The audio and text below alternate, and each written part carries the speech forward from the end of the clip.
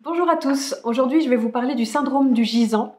C'est quelque chose qui permet vraiment de mettre du sens, de comprendre l'origine de certains malaises, de certaines problématiques qui reviennent tout le temps. Pourquoi il y a des gens, ils ont l'impression de ne pas vivre leur vie, d'être à côté d'eux, sentiment qu'il n'y a rien qui marche pour eux, le sentiment de galérer, se faire tout le temps arriver des difficultés, des épreuves, des problèmes.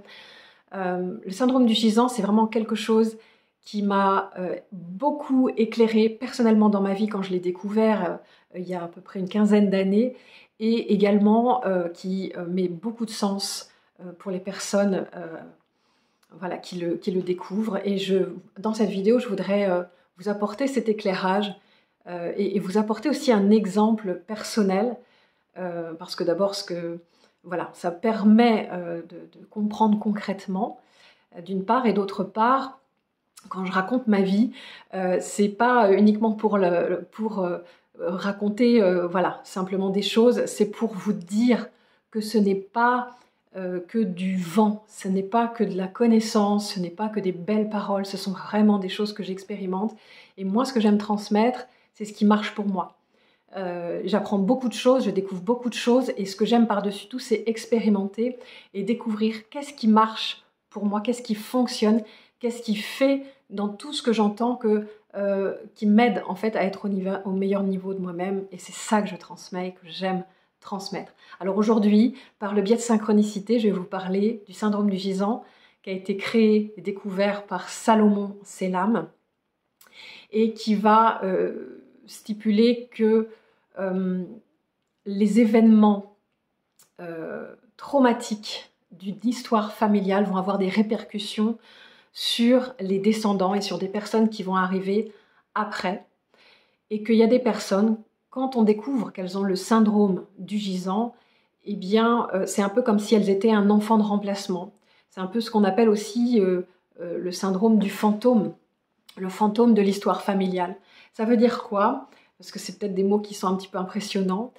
Ça veut dire que dans notre histoire familiale, dans nos lignées, du côté de nos parents, nos grands-parents, nos ancêtres, il y a peut-être eu un événement dramatique, douloureux, quelque chose de grave, qui tourne souvent autour du deuil, qui n'est pas d'ailleurs souvent, qui est autour d'un deuil qui n'a pas été accepté, qui est inacceptable, d'une mort ou d'un décès inacceptable. C'est souvent des mamans qui ont perdu des enfants en bas âge, des accidents où la personne est décédée trop tôt, trop vite. Voilà, c'est pas une mort naturelle où quand on a 70, 80, 90 ans, la personne décède, on le sait, ça fait partie de la vie, ça c'est accepté. Le syndrome du gisant marque les personnes qui sont en lien avec des événements de l'histoire familiale autour des deuils qui n'ont pas pu être acceptés. Par exemple, dans mon histoire personnelle, mon grand-père, il a découvert un jour, pendant les bombardements, que 2 de ses sœurs étaient décédées, avec l'une des 2 sœurs venait d'accoucher il y a 3 semaines d'un petit garçon. Et ce jour-là, mon arrière-grand-mère avait transmis à l'une de mes grandes-tantes le biberon pour qu'elle puisse aller se promener plus longtemps. Et en fait, elles sont allées plus loin, elles sont allées en ville, elles sont allées à Nantes. Et il y a eu des bombardements, ça a été une erreur, mais il y a eu des bombardements. Et donc mes 2 grandes-tantes plus le petit bout de chou sont décédées dans les bombardements.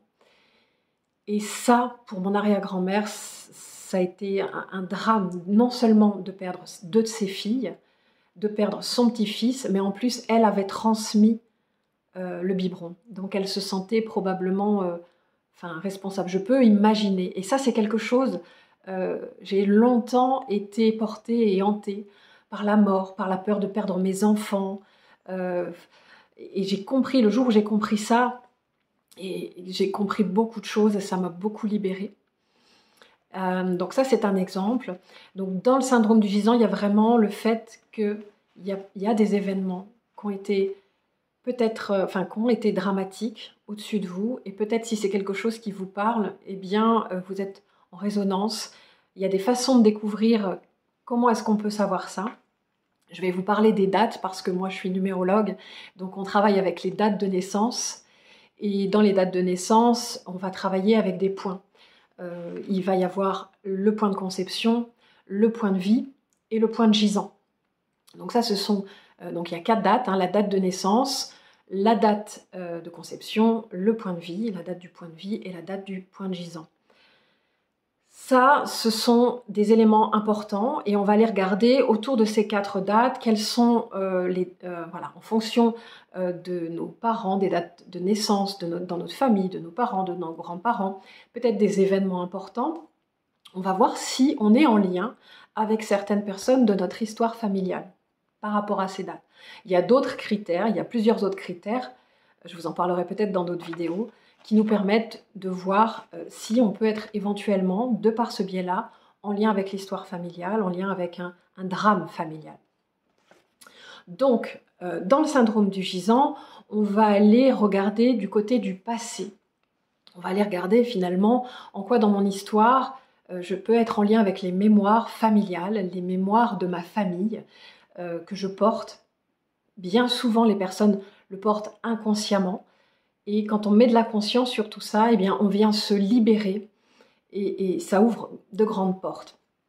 Et moi, ce que j'aime dire, c'est qu'on ouvre des portes quand on se libère et qu'on prend conscience de ces événements du passé. C'est ce que j'ai fait personnellement depuis plus de 20 ans. Je travaille sur moi, donc j'en ai libéré des choses. Et je me suis aperçue il y a quelques années que plus finalement je cherchais à libérer mon passé et plus je trouvais des choses à libérer. C'est-à-dire que, à mon sens, il y a cette nécessité de prendre conscience de certaines mémoires peut-être avec lesquelles on est en lien, des mémoires qui nous ralentissent. Ça, ce chemin, il est nécessaire. Mais il y a un moment, quand on reste concentré sur quelque chose, on l'amplifie dans sa vie.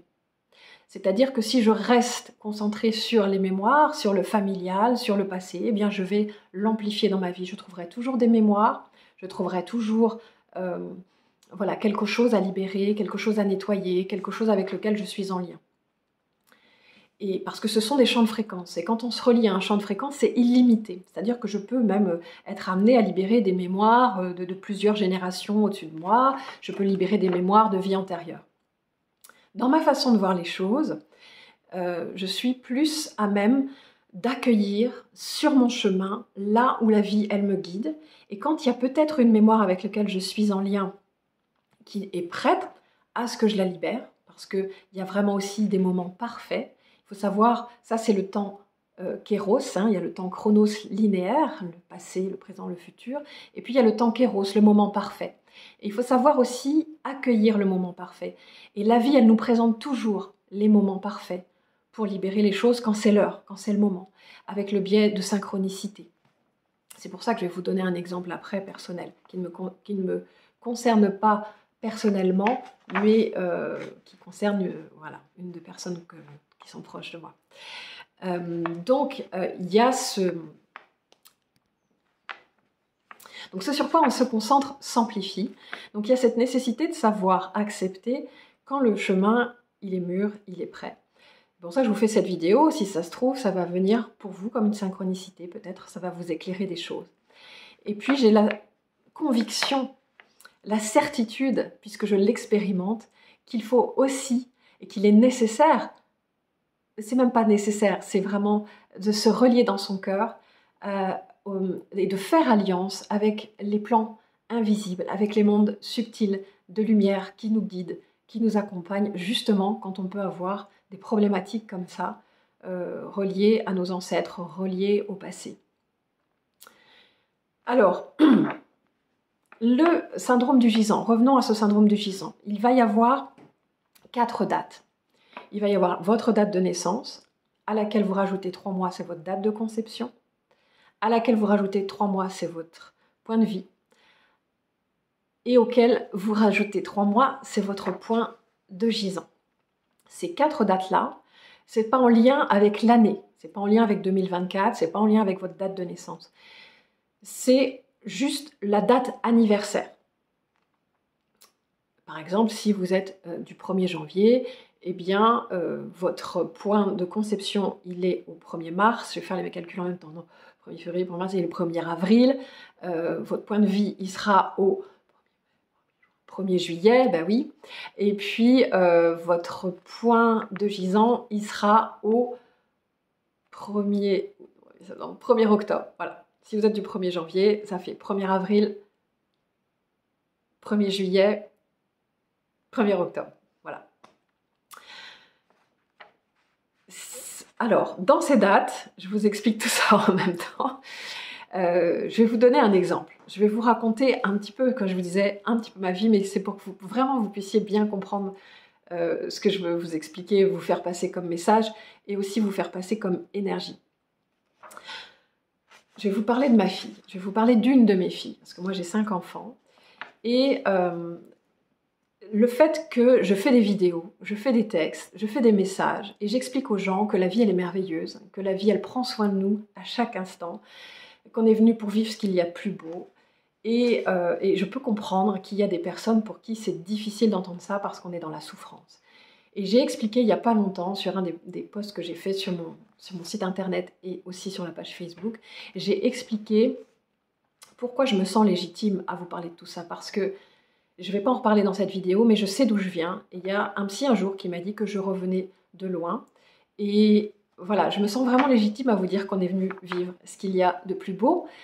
Parce que je transmets vraiment, et je l'ai dit dans une des précédentes vidéos, je crois, de ma chaîne, marche ta parole. C'est-à-dire, c'est vraiment important pour moi d'être authentique et de transmettre ce que je vis, ce que je suis, de transmettre ma vérité, ce qui fonctionne pour moi le plus possible, en essayant d'être le plus authentique possible, même si des fois je m'aperçois que ma personnalité elle a tendance à vouloir un petit peu parfois ou se la raconter, mais en tout cas je fais en sorte d'être le plus authentique possible et de transmettre vraiment ce qui marche, ce qui fonctionne pour moi. Donc ce syndrome du gisant, il est vraiment important et on l'aborde justement dans le cycle de formation que je propose en numérologie, puisqu'on travaille sur les dates de naissance, on aborde ce cycle-là et ça fait à chaque fois, ce sont des moments, j'adore animer ces moments-là parce que ce sont toujours des prises de conscience et de voir les personnes qui... Enfin voilà. Alors, par rapport donc à ce syndrome du gisant, je vais vous expliquer pourquoi je tiens à vous en parler aujourd'hui. Parce que, je vous explique donc, on est venu vivre ce qu'il y a de plus beau, la vie elle est magnifique, c'est super, etc. Et il se trouve que, je vais vous donner mon exemple précis, en début d'année, juste avant de partir animer un voyage initiatique en Thaïlande qui était au mois de février, dans lequel je proposais aux personnes justement de vivre l'abondance, de vivre ce qu'il y a de plus beau, de s'ouvrir, la vie prend soin de nous, etc. Et bien juste avant, quelques semaines avant ce voyage, on découvre qu'une de mes filles souffre d'anorexie mentale. Elle perd des kilos chaque semaine, elle refuse de s'alimenter et elle commence à descendre près des 40 kilos. Elle a 13 ans, elle ne veut plus aller à l'école, enfin voilà. Ce qui se passe, c'est grave. Donc vous imaginez, je suis en train de dire à tout le monde, on vit ce qu'il y a de plus beau, c'est magnifique, c'est merveilleux, je vais emmener des gens en séminaire et je vais leur expliquer comment faire. Et moi, je vis ça dans ma vie. Je sais qu'on est toujours testé, je ne sais pas si c'est le mot exact, mais en tout cas, on est toujours amené à vivre à la hauteur de ce que nous, on dit aux autres. Alors forcément, si je dis ça aux autres, ben, j'ai tout intérêt à le mettre en pratique dans ma vie. Alors voilà, ma fille, elle vit ça. Pour moi, c'est l'effondrement. D'abord parce que je ne suis pas légitime d'emmener les gens à vivre ce qu'il y a de plus beau, etc. etc. mais en plus parce que on m'explique que ma fille, ce qui lui arrive, c'est une forme de suicide, quelque part. Elle ne veut plus vivre. Et voilà, elle est en train, c'est une forme d'autodestruction. Donc voilà, moi, s'il arrive ça à une de mes filles, ou à un de mes enfants, enfin voilà, c'est la fin du monde. Sauf que je dis à tout le monde, on vit ce qu'il y a de plus beau, et derrière, et dans chaque chose, il y a des trésors, et dans chaque chose, la vie, elle prend soin de nous. Donc là, je suis obligée de le mettre en application, parce que sinon, je ne suis pas cohérente. Donc je me dis, et je reste en contact, je traverse les moments, les nuits, les moments difficiles où j'ai peur que ma fille, elle meure, j'ai peur de la perdre. Voilà, je traverse les moments aussi difficiles où je récolte ce que je sème. Aujourd'hui, cette année, en 2024, année 8, j'ai fait des vidéos pour dire, attention, vous allez récolter ce que vous avez semé. Donc dès début janvier, quand ma fille déclare ça, et que voilà, il y a quelque chose de grave qui se passe autour de ça, je me dis ok, moi aussi je récolte ce que j'ai semé. Et moi aussi, je vais aller découvrir c'est quoi le trésor qu'il y a derrière. Donc je reste en contact avec ça. Je suis quelqu'un qui est vraiment, j'ai la foi, mais la foi de quelqu'un qui sait que la vie prend soin de nous à chaque instant. Donc dans cette épreuve, la vie, il y a une énergie qui cherche à arriver jusqu'à nous pour nous amener vers quelque chose de mieux, probablement dont on se prive. Alors je prends conscience déjà que je récolte ce que j'ai semé, je reprends ma responsabilité. Ma fille, elle souffre, donc elle commence à aller voir un psy, elle va voir les médecins, elle est prise en charge, etc. Elle souffre, ce qui ressort en premier, c'est parce que son père est parti quand elle était toute petite. Il est parti et il a décidé qu'il ne voulait plus être un papa, que ce n'était pas fait pour lui. Donc à ce moment-là, moi j'avais rencontré quelqu'un qui a accepté, et qui est toujours là à nos côtés, qui a accepté de l'élever comme de sa propre fille. Lui n'avait pas d'enfant. Donc il y a eu un beau cadeau à travers ça. Mais je réalise en début janvier que ma fille, en fait, le jour où son père est parti, il y a une partie d'elle probablement qui s'est fracturée dans son petit être. Mais je réalise aussi que c'est facile de mettre ça sur le dos de son père. Que c'est probablement aussi une problème affective en lien avec le fait que moi je suis quelqu'un qui travaille beaucoup et que je suis probablement peut-être pas assez présente pour elle. Et puis je réalise aussi que finalement je repense à tous ces moments que j'ai vécus avec son père et que quand elle était dans mon ventre, voilà, j'ai vécu avec cet homme-là de la maltraitance. Voilà, ça a été très compliqué. Elle était dans mon ventre. Il y avait de la maltraitance, il y avait de la violence, on se disputait, on criait. Et elle était au milieu de tout ça, même si elle était dans mon ventre, elle y était. Et il y a un moment où j'avais dit, je ne pourrais pas avoir un enfant avec cet homme-là. Je veux pas garder cet enfant. Et elle était dans mon ventre. Donc, les choses se sont faites que j'ai quand même, voilà, j'ai accouché, elle est née. Je suis restée avec son père quand même pendant 3 ans, mais pourtant ça a été 3 ans pendant lesquels elle a été au milieu de nos disputes. Il y avait des nuits où lui, il partait en furie, il voulait la prendre, voilà, c'était compliqué. Et moi, plusieurs fois, j'avais pris mon bébé dans mes bras, j'avais appelé la police, la gendarmerie, au secours, etc. Et il m'avait dit, mais madame, ça fait plusieurs fois que vous nous avez appelé, donc maintenant il va falloir le quitter, cet homme. Donc en fait, je prends conscience au début de l'année tout ce que je lui ai fait vivre, tout ce qu'elle a subi dans ces petites cellules, toute cette violence qu'elle a reçue, tout ce rejet finalement qu'elle a reçu et qu'on lui a donné par notre immaturité, eh bien elle l'a reçu au cœur de ses cellules. Et aujourd'hui, en 2024, je récolte ce que j'ai semé. Donc c'est l'heure de la récolte, donc je suis prête à assumer les conséquences. Sauf que c'est le moment où je dois partir en Thaïlande. Donc vous imaginez, je dois partir 15 jours en Thaïlande. Je vais apprendre aux gens comment la vie elle est belle, comment la vie elle prend soin de nous. Et on me dit que peut-être pendant ces 15 jours, ma fille elle va être hospitalisée et qu'elle va partir peut-être pour plusieurs mois. Pendant que je suis en Thaïlande, j'apprends qu'effectivement elle est descendue à 39 kilos. Et je reste connectée au fait que la vie cherche à nous rejoindre, la vie avec un V majuscule. Et en fait, il y a eu, et il y a, parce que c'est quelque chose qui va probablement être encore à surveiller, etc. Mais il y a eu des choses extraordinaires qui se sont passées à travers tout ça. Et je le vois, et je le savais.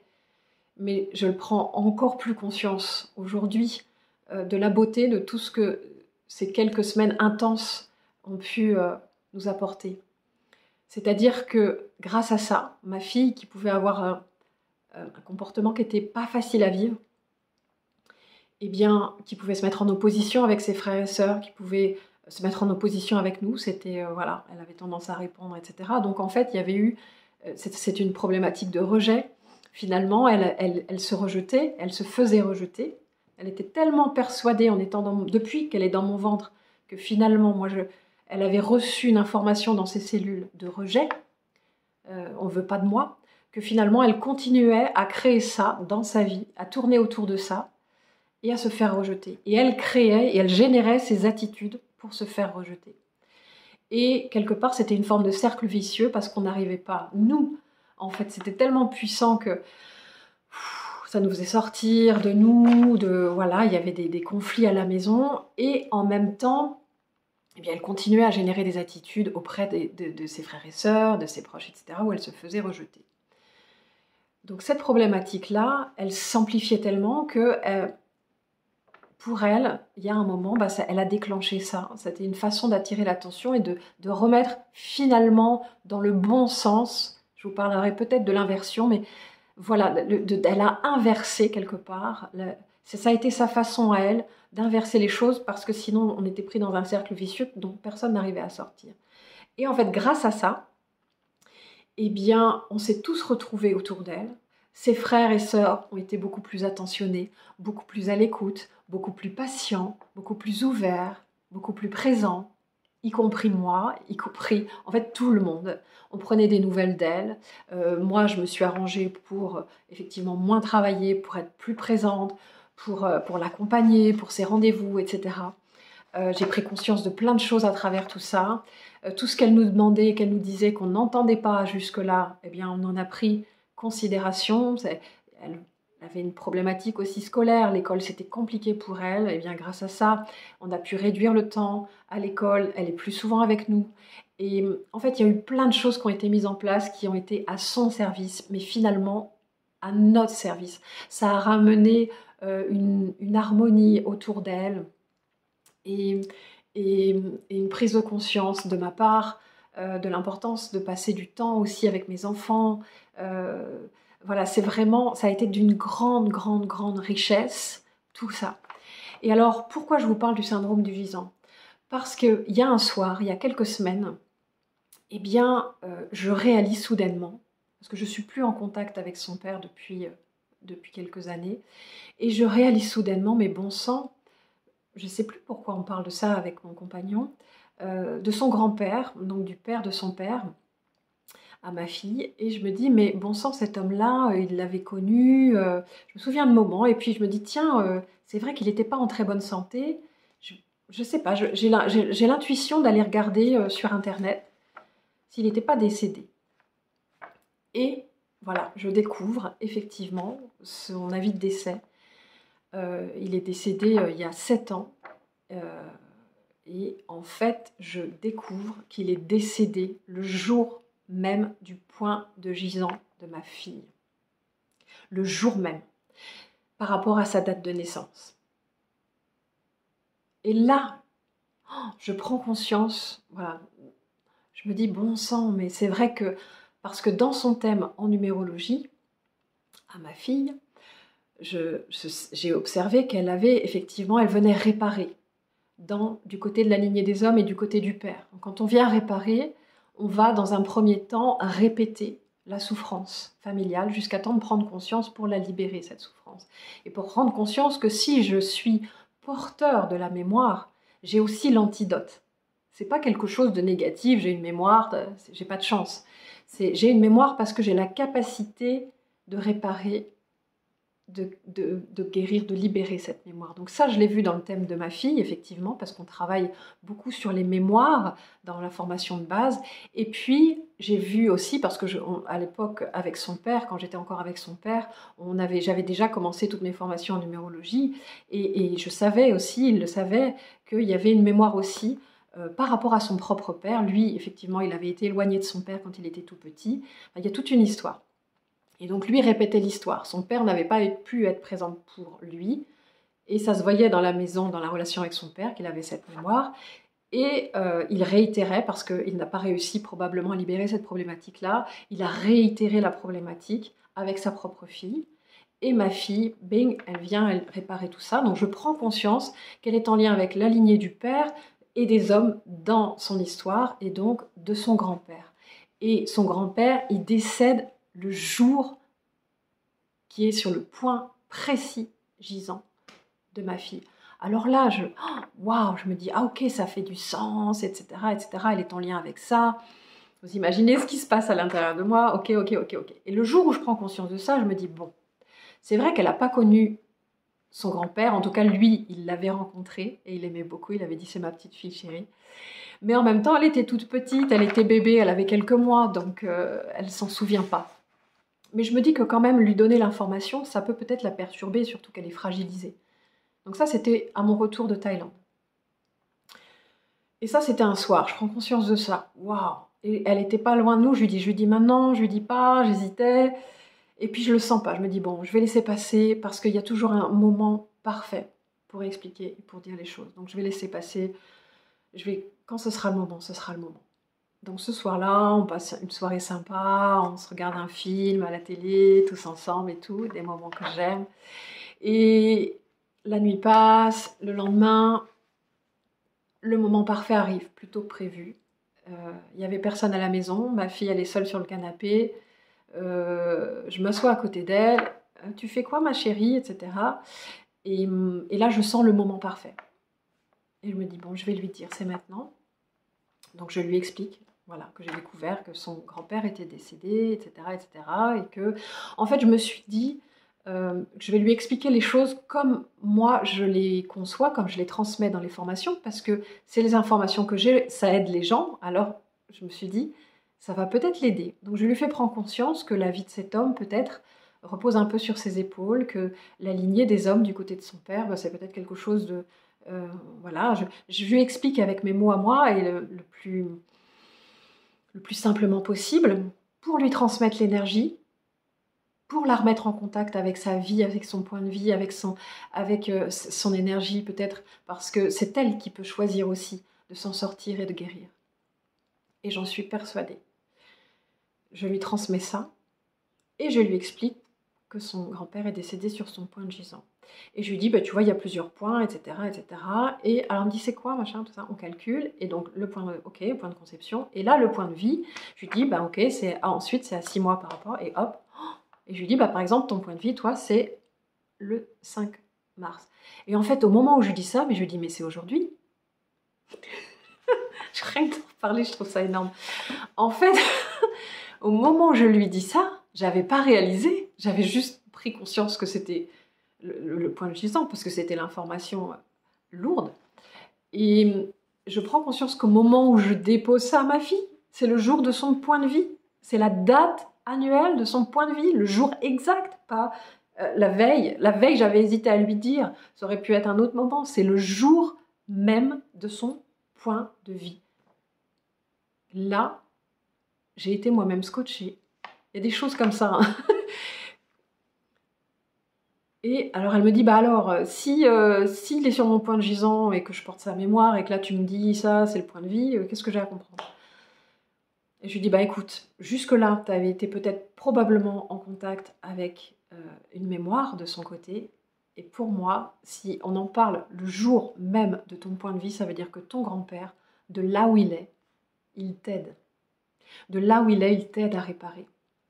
Parce que les personnes, quand elles passent de l'autre côté, quand elles passent dans les mondes subtils, quand elles retournent dans l'au-delà, eh bien, elles ont accès à des informations du passé, du présent, du futur des personnes. Elles ont accès à des capacités qui peuvent nous aider. Et elles peuvent nous aider à réparer le mal qu'elles nous ont fait. Même, je pense à cet homme-là, même s'il n'a pas vraiment été en contact avec ma fille, il ne lui a pas fait du mal consciemment, mais il y a pu avoir quelque chose qui s'est passé en dehors de sa conscience à lui, avec laquelle ma fille est en lien. Et ce jour-là, je prends conscience qu'en fait, de là où il la guide, il l'aide. Et je vous assure que depuis ce jour-là, ma fille, elle a recommencé à manger. Elle a repris quelques kilos. Et bien évidemment, c'est encore en chemin parce que c'est quelque chose qui va demander du temps. Et ça, on ne peut que s'incliner devant le temps que ça peut prendre et s'incliner devant le fait d'assumer, et je suis prête à assumer les conséquences. Je trouve ça extraordinaire et j'ai observé que cette prise de conscience a généré chez elle un mouvement qui l'aide à aller mieux. Voilà. Et je trouve qu'il y a l'information de la mémoire qui est importante. Travailler sur notre passé, ça peut être important parce qu'il y a des fois, il y a vraiment des choses, des gros dossiers dont on a besoin de prendre conscience en travaillant sur nos mémoires, mémoire familiale, mémoire traumatique. On a besoin d'accueillir la partie en nous qui a souffert, la partie qui a vraiment été une victime parce qu'elle a souffert. Et puis, on a besoin aussi de se relier, de faire alliance avec d'autres énergies dans la vie, avec des plans qui nous accompagnent, qui nous guident, qui vont nous envoyer des synchronicités pour nous aider. Ça veut dire quoi? Ça veut dire que nous ne sommes pas seuls. Ça veut dire que quand quelque chose paraît impossible, il y a toujours quelque part un espace des possibles. Et un espace des possibles, parfois, qui dépasse l'entendement, qui dépasse même ce qu'on pourrait imaginer qui puisse nous arriver.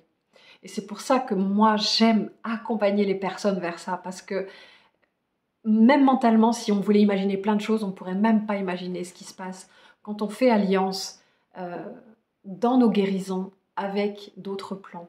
Quand on fait alliance aussi, finalement, avec... On travaille beaucoup sur le passé. Je trouve qu'on ne se relie pas assez au futur. Si moi, je veux changer, je vais prendre conscience, c'est quoi ma mémoire, c'est quoi avec quel événement peut-être de ma famille je suis en lien, mais ça ne va pas suffire parce que finalement j'ai fait ça pendant 20 ans et il y a des choses sur lesquelles ça revenait tout le temps.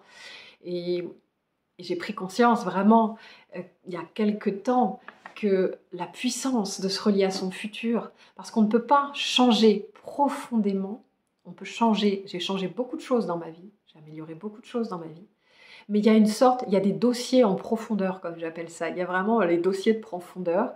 Et ces dossiers-là, c'est pas en travaillant sur le papier, sur le passé qu'on va les libérer. C'est en travaillant sur le futur. C'est-à-dire qu'avec la personne que je suis aujourd'hui, avec mon histoire et en m'identifiant à mon histoire, je ne peux pas aller plus loin. Je suis face à un mur. Et qu'est-ce qui va faire sauter le mur? C'est de se relier à son futur, c'est d'aller dans une nouvelle énergie et c'est d'aller me mettre au contact, et finalement c'est ce que j'ai toujours fait, de personnes qui m'ont inspirée et qui représentent pour moi ce vers quoi je veux aller. Et ça, recevoir cette énergie-là, moi ça m'a permis de décupler, je pense notamment à Alexandre Lucas, Colette Le Floch, voilà, pour moi ils ont été, ils sont et ils seront toujours pour moi des Pygmalions quelque part. Ils sont mes sources. Ce sont vraiment des personnes qui m'ont ouvert la voie et me mettre au contact de leur énergie, ça m'a amené là où je suis aujourd'hui, en alliance avec ma propre énergie, bien évidemment.